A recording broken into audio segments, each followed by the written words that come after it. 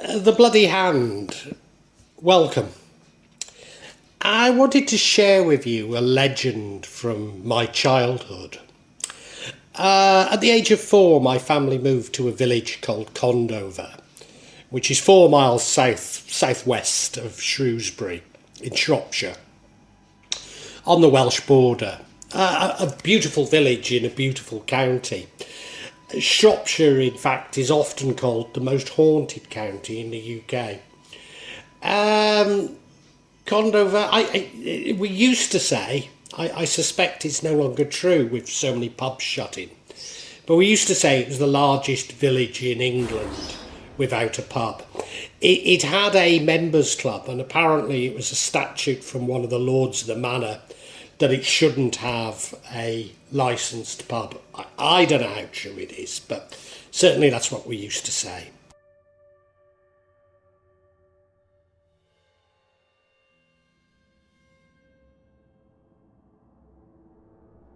Condover.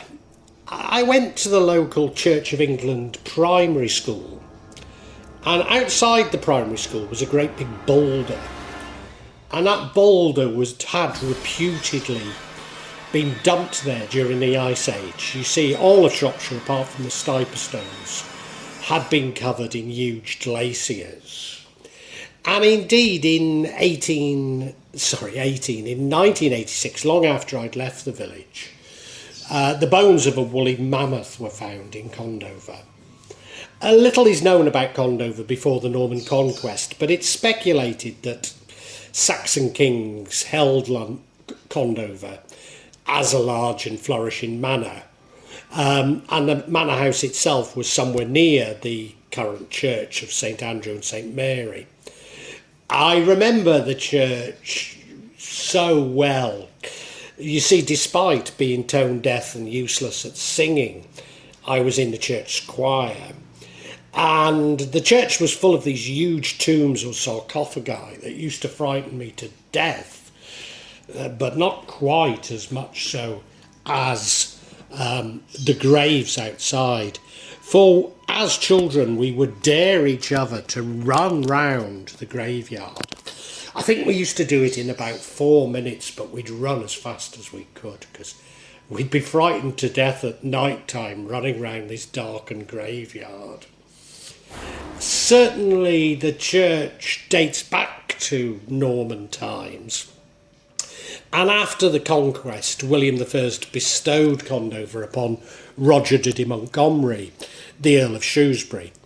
Later King Henry I became Lord of the Manor and came to Condover because he enjoyed hunting in the forest in the area called the Long Forest. In fact, the Long Forest stretched almost the full length of South Shropshire. Condover's most famous son was the favourite of Queen Elizabeth I, Richard Tarleton, a jester in her court.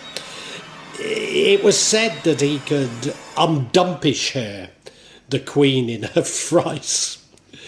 Tarleton was a native of the Pipits area of Condover, where the school that I went to now stands. I recall growing up there were many legends, but I recall the story of a grey lady who haunted Condover woods, but can find no reference to it now. Nearby Bomere Pool, there's many legends about it. It's said that at the bottom of the lake there lies the remains and ruins of an entire ancient city. It drowned in a single night because the Saxon or maybe Roman inhabitants refused to accept Christianity and mocked the missionary priest who tried to convert them. And the bit I know, apparently the church missionary also sunk, because if you sail over the middle of the mere at midnight on Christmas Eve, you can hear the bells ringing. And certainly that's the legend I remember. Also, it's said that at Easter, the anniversary of his drowning, one may see the ghost of a young man, maybe he was a Roman soldier, rowing desperately on the lake, trying to rescue a pagan girl he loved from the flooding. There's also a legend of a monster fish. I mean, I seem to remember it as being a monster like the Loch Ness monster, but a huge fish is said to swim about with a sword belted to its side, although no one's ever caught it. Stories tell that, although stories do claim that he was once caught in a net and dragged to the shore, but drew his sword, sliced the net and cut his way free and slid back into the water.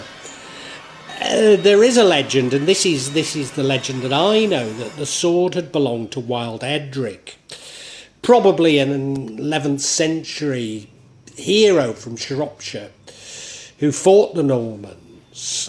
Indeed, the Harrying of the North was most vicious in Shropshire, and that was against Wild Edric. The fish has guarded the sword ever since he disappeared, and it's believed that one day the sword will be returned to its rightful heir in Condover Hall.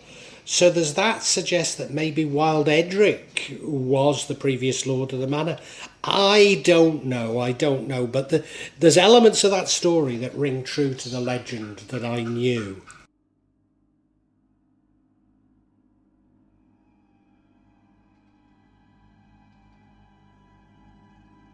Condover Hall. The current Condover Hall was built in the reign of Elizabeth I, the manor being acquired in 1586 by Thomas Owen. He was the eldest son of a Shrewsbury merchant who had followed a successful legal career and became a member of the council for the Marches of Wales and a justice of the Common Pleas. The hall is built in a sort of an E-shaped plan of sandstone, displaying considerable Renaissance influence in decoration and detail. It's said to be the grandest house of its period in Shropshire. It's got two principal stories set above a basement with an attic story. The front was originally closed off by a forecourt. Gables with canted ends to the wings, towers and chimneys add to the height and interest and profile of this hall. To the rear was a loggia or arcade of 9 bays, but these are now enclosed. The interior of the hall was largely remodelled with a heavy Jacobean style after 1864 by Frederick Pepys Cockerell, assisted by the then owner Reginald Chumley, an enthusiastic amateur sculptor. Further internal changes were made in 1826 by Rex Cohen. Condover Hall remained in the hands of the Owen family for many years. In 1804, Nicholas Smythe Owen died there, and the estate and the hall were left to Edward Pemberton, who was Nicholas Smythe Owen's cousin, but he took on the name Owen. He died in 1863, and Condover Hall then went to his cousin, Thomas Chumley. Unfortunately, Thomas died in 1864 whilst on honeymoon, and the estate then passed to Reginald Chumley. And it was during that time that the American writer Mark Twain was a guest in both 1873 and 1879. Reginald Chumley remained in possession of the estate and remained there until his death, until 1896, when the estate was sold to Mr. Edward Brockenhurst Fielden. The Fielden family had cotton mills in Todmorden, Lancashire, and Mr. Fielden was Tory MP for the Central Division of Manchester for many years. Fielden sold the estate to Mr. Rex Cohen, the elder, 1876 to 1929. In 1927, who had lived in nearby Pitchford Hall while the extensive renovations were carried out to Condover Hall. Rex Cohen was managing director of Lewis's. Lewis's being a chain of department stores that operated from 1856 to 2010.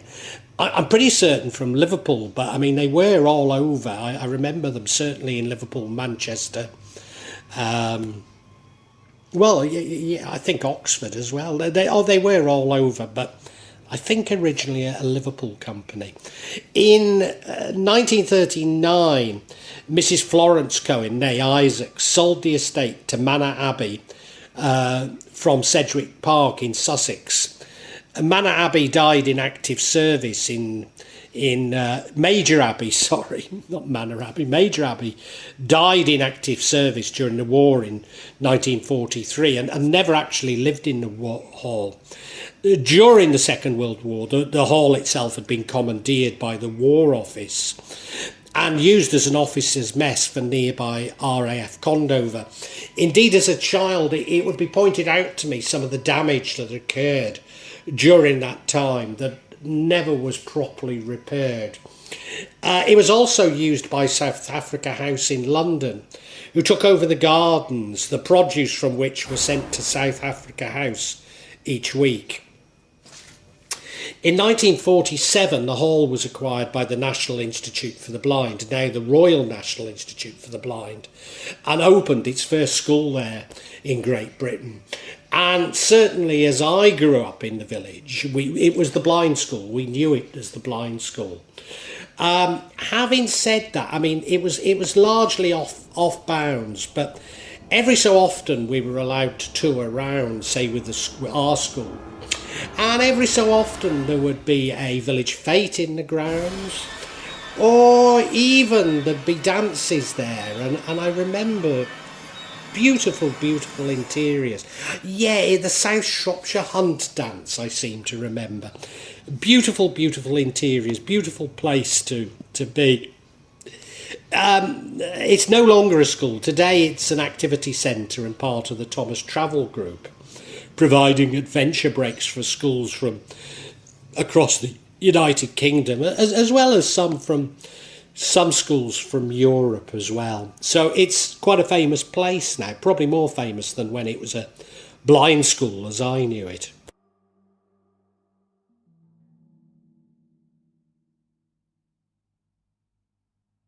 The Bloody Hand. I mean, the truth is, whenever a place becomes popular and has a good ghost story attached to it, many other ghost stories seem to become attached to it. And maybe that's where I know the Grey Lady from. Certainly Condover Hall has many, many stories attached to it, but the main one being of the Bloody Hand.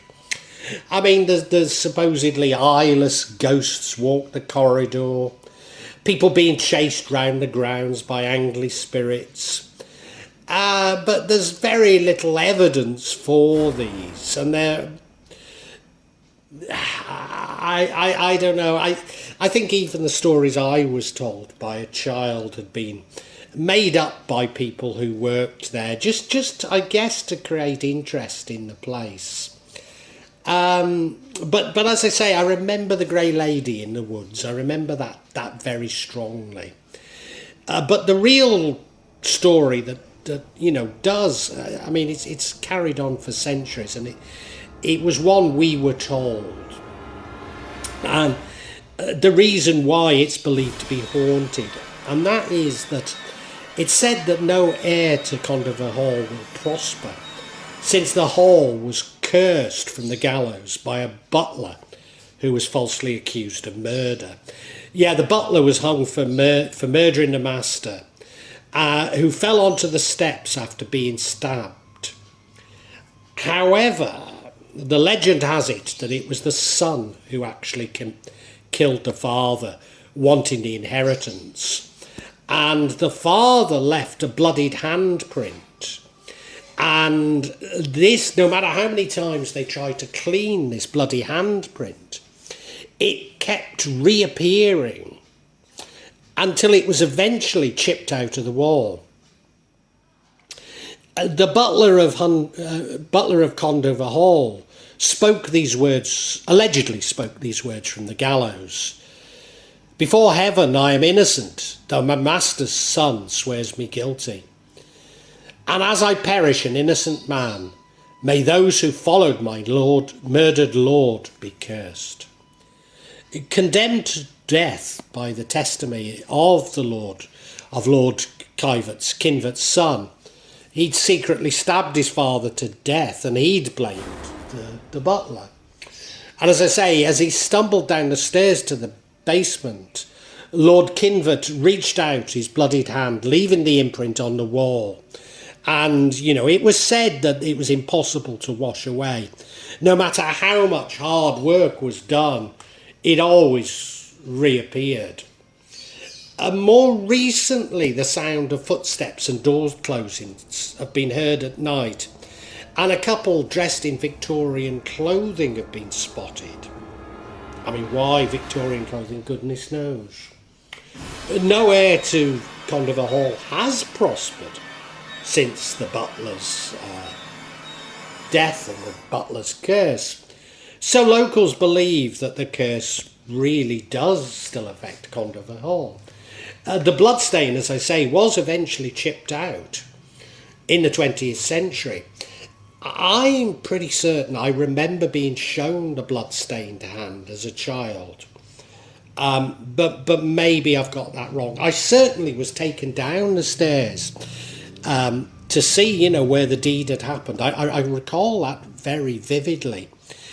Also, the coat of arms, which appears on the entrance gates, it had a black square to the top left-hand side on it, and we were always told that black square represented the curse. Now, I have no idea if it does or not. But what I can tell you is that there's no record of Kinvert ever having lived near Condover. So is it just a legend? I don't know. I mean, I was certainly taken down the stairs. I certainly have recollections of being shown the hand. Maybe I wasn't. But an interesting tale.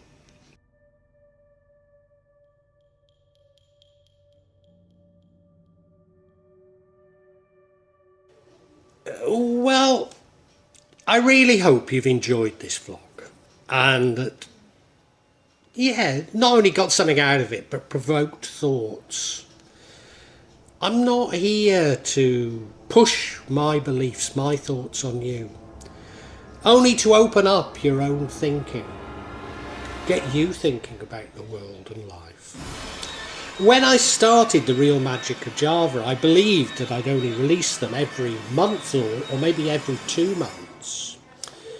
But now I find myself adding to this subsection once or twice a week. But please subscribe and hit the bell to get notifications for when I add new parts to this subsection. In part, the reason why I'm doing it more often is that the concept has moved from filming rituals and events that took place in Java to me also describing my beliefs and philosophy. And that does come in response to people expressing an interest in it. But of course, me actually seeing rituals and events really doesn't happen so often. What I would say to you is that there's no attempt at subterfuge on my behalf. And when I do experience rituals, I will include them for you to see. And as I say, there's no way I'm trying to mislead you. And if I believe there is subterfuge, if I uncover it, I will point it out to you. I'm trying to be as honest as I can be. Now, please make comments, please ask questions, and I'll try to be as honest and open with you as I can be. Of course, there will be some of you who disagree with me, particularly when I talk in terms of my own beliefs, my own feelings. And, you're welcome to alternative feelings, and we can agree to disagree. Sometimes I find that people on YouTube can be unnecessarily attacking and aggressive, and at times I don't restrain myself enough, and I apologise, but it's not my intention to put anybody down, I know what I talk about can be emotive, and it can be challenging to your beliefs, but I'd love to enter an open discussion, a heartfelt discussion, but unfortunately, I often come across things that are Oh, especially when people quote the scriptures to me. I've just no idea where it takes us, you know. Because I'm speaking from the heart, you know. I mean, you know, sorry. If you want to quote the scriptures at me, do so. But it doesn't have much impact on me, you know. I personally have no desire to impose my feelings on you. And I suppose when people try to do it to me, it washes off, you know.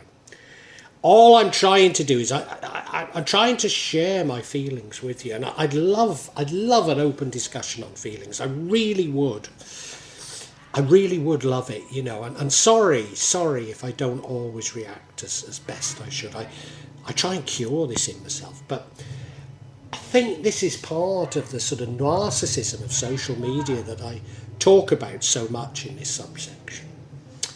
So look, if you've enjoyed it, I really urge you to listen to other sections on this channel, particularly the 4 audio books that I've uploaded onto this channel. Yes, they are in a novel format. They are novels, but they go into much greater depth than my thoughts and feelings. Now, what I would say to you is these are sequential.